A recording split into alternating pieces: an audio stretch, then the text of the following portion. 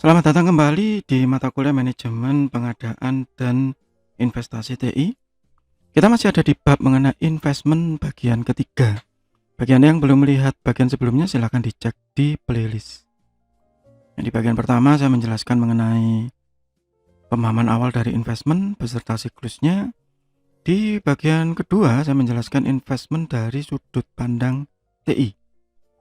Nah, kemudian ada ROI juga. Nah, di bagian ini kita lanjutkan mengenai mengukur ROI tadi dari sisi finansial. Bisa menggunakan NPV, payback period, atau ROI-nya, atau IRR, dan TCO, total cost ownership. Nanti ini akan kita bahas di bab yang berbeda ya. NPV, ya secara umum kita membandingkan yang sekarang dengan yang masa datang, ya dengan suku bunga tertentu, begitu. Oke. Ini secara teori sebenarnya kompleks ya. Dan kalau Anda yang di bidang manajemen, bidang akuntansi ini, ya penjelasannya panjang dan lebar. Tapi bagi Anda yang di sistem informasi, pokoknya sekedar tahu bahwa ini NPV. Secara perhitungan kalau ini menggunakan aplikasi-aplikasi Excel segala macam itu mudah, sudah ada fungsinya, sudah ada pluginnya, tinggal dimasukkan saja. Atau payback period, PP ya. Ini berapa lama gitu ya, the time period needed before net saving equal initial cost. Berapa lama sampai mencapai yang penghematan yang diinginkan begitu, atau balik modal gitu, gampangannya begitu. Balik modalnya kapan? Ya, ini juga ada rumusnya dan secara detail penjelasannya panjang dan lebar, dan ruang lingkupnya bukan di mata kuliah ini. Atau ROI, nah ini yang sebelumnya saya jelaskan ya. Rumusnya secara sederhana begini, tapi bisa berubah tergantung dengan konteksnya. Atau IRR, internal rate of return ya. Ini berdasarkan cash flow juga. Cash flow-nya seperti apa? Ya, menyusut atau tidak. Nah, begitu. Oke. Nah, kemudian kalau TCO, total cost ownership, nanti ada bab khusus mengenai itu. Nah, di teknologi gitu ya, di IT, kita biasanya ada biaya-biaya yang berbeda-beda. Ada yang berulang, ada yang satu kali. Ada yang berulang misalnya maintenance, yang satu kali misalnya purchase, ya, hire employee, sell old hardware. Ya, tapi ada yang recurring, berulang-ulang, kontrak dengan konsultan, misalnya begitu. Bisa dihindari, sulit, memang itu yang harus dilakukan ya. Tapi sudut pandangnya aja yang berbeda. Ada yang wah ini ngeluarin duit mulu sih gitu. Sama aja sih sebenarnya. Misalnya mobil gitu ya, kendaraan untuk perusahaan ya sama. Ada yang recurring juga ke bengkel, maintenance gitu ya, perawatan, bangunan ya sama. Dicat misalnya, diperbaiki, ada yang bocor, perbaikan listrik, perbaikan apa sama sebenarnya. Hanya sudut pandangnya saja yang beda dan paradigmanya. Nah, gimana cara mengukur biayanya? Yang pertama pasti diukur dari apa yang secara langsung terlibat. Misalnya beli web server, sewa web server, web hosting. Secara sederhana itu ya. Hitung semua.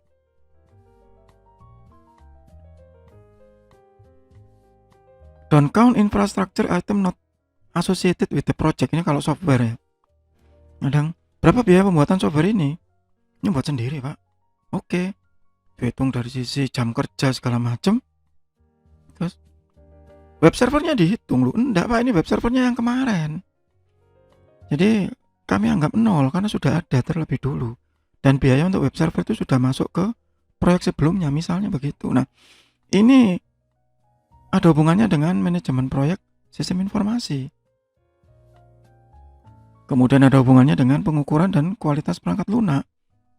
Misalnya untuk pengukuran biayanya itu tadi bisa melibatkan FPA, Function Point Analysis, bisa, iya. Do count infrastructure item that were driven by project. Nah, kalau misalnya memang harus membeli, ya itu harus dihitung, begitu. Nah, menghitung ini harus objektif. Seringkali kalau orang dalam ya kadang ada yang optimis ya, dibesar-besarkan. Pemerintahan itu biasanya ya supaya proyeknya besar. Kalau swasta malah kebalik, pesimis, supaya kelihatan kecil padahal akhirnya bengkak besar begitu. Harus objektif, itu yang penting. Sehingga kategorinya bisa saja itu dari software, bisa dari hardware, bisa dari orangnya, personilnya, bisa dari konsultasi, atau dari training. Pak, kita mau ganti framework nih supaya lebih begini. Oke, bagaimana? Ya supaya cepat, supaya nggak banyak trial and error, maka programmer saya mau trainingkan semua dulu. Oke, ya sudah. Itu biaya, betul biaya. Tergantung dari sudut pandang perusahaan tadi. Apakah training tadi dimasukkan ke biayanya SDM sebagai bagian dari training and development, atau masuk ke biaya ini, investasi. Contoh gitu ya. Kalau yang sederhana ini, yang beli satu kali misalnya beli server gitu 50.000, 50 juta misalnya. Oh, developernya berapa, kita kontrak outsource, butuh waktu 3 minggu, habis berapa misalnya. Kemudian ada training guide 10 halaman, kita ngontrak orang untuk membuat training guide, buat modul, berapa satu halaman misalnya begitu. Satu halaman $0,07 misalnya. Oke, dihitung begini. Nah, itu contoh satu kali aja. Atau yang berulang-ulang, maintenance berapa dalam 1 tahun, 5 juta. Kemudian ada orang khusus yang maintenance system, oke, kita outsource lagi misalnya gitu. Atau kita menyewa konsultan di tahun kedua. Untuk apa? Untuk misalnya server ada konsultan penetrasi ya, untuk keamanan sistem. Ada konsultan untuk upgrade sistem misalnya gitu. Ada konsultan untuk audit sistem misalnya begitu. Berapa harganya? Itu berulang tiap tahun. Karena perusahaan ini perusahaan terbuka, Pak, harus diaudit. Oke, enggak masalah. Tapi dihitung biaya itu. Dan nanti akan dibandingkan dengan investasi yang dikeluarkan dan benefit yang didapatkan. Sehingga ketemu benefitnya.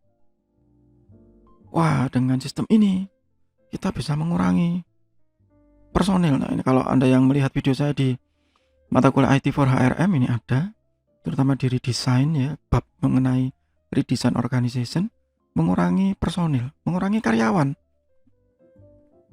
Yang saya juga sudah pernah lakukan dulu ya, misalnya dulu orang accounting itu ada 15. Kemudian setelah ada sistem, kita cuma butuh 2 orang loh cukup.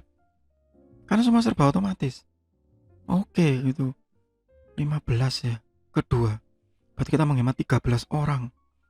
13 orang berapa gajinya satu orang? Misalnya 5 juta begitu. 13 kali 5. 65 juta sebulan penghematannya. Bayangkan kalau setahun. Nah, misalnya begitu. Reduce cost to print and distribute the maintenance manual. Nah, ini yang paling sering ya, go green. Nggak usah dicetak, online saja. Nah, avoided regulatory fine. Wah, ini kita sudah ikut standar pemerintah, Pak. Jadi kita nggak ada denda lagi. Reduce account receivable. Ya, ngurangi piutang. Reduce the cost to publish to the web. Kan kita punya web sendiri sekarang. Jadi bisa di maintenance sendiri. Ya. Reduce travel cost. Nah, ini yang di masa-masa pandemi ini sangat populer ya. Rapat online. Nah, begitu. Udah, nggak usah jalan-jalan. Di sini saja gitu ya. Saya merasakan ya kalau seminar-seminar itu. Call for paper gitu ya. Kalau dulu call for paper itu mahal-mahal. Antara 750, 1,5 juta, 2 juta, 5 juta bahkan. Sekarang murah-murah. Ya kenapa ya? Karena online. Udah nggak ribet masalah biaya perjalanan gitu ya. cepet, gampang. Presentasi juga seringkali hanya rekaman video. Jadi sambil ikut seminar bisa sambil ngemil, sambil makan, sambil tidur-tiduran begitu. Ya. Itu reduce travel cost. Atau produktivitas. Nah, ini ya. Kalau kita beli software ini, Pak, beli lisensi ini. Misalnya saya mau beli lisensi JetBrains gitu. Kenapa ya? Karena kalau pakai JetBrains tuh, Pak, kita bisa mempersingkat waktu sampai 25%. Yang dulunya diselesaikan 2 minggu, sekarang jadi 1 minggu. Misalnya begitu. The financial audit takes 1 week rather than 3 weeks. Nah, audit dulu misalnya sampai 3 minggu, sekarang 1 minggu cukup. Karena semua buktinya bisa difilter lewat sistem, misalnya begitu. Maintenance on aircraft take 10% less time. Ya, karena sudah ada sistem, ada alatnya, bisa begini. Software quality. Nah, ini nanti Anda ada di bab yang berbeda ya, di mata kuliah pengukuran dan kualitas perangkat lunak. Nah, sehingga tipe-tipe tadi bisa jadi direct saving, ini mengurangi biaya. Ya, bisa semi direct saving. Ada yang dikurangi di bidang yang lain, kayak maintenance tadi, audit tadi. Indirect saving, worker productivity. Nah, itu tadi. Secara umum nggak kelihatan, tapi kalau kita hitung bisa ngurangi karyawan tadi. Yang sebelumnya begini-begini, sekarang bisa begini. Bisa lebih sedikit, bisa lebih tinggi produktivitasnya begitu. Atau very indirect saving. Ini untuk kepentingan manajer. Biasanya EIS ya, Executive Information System.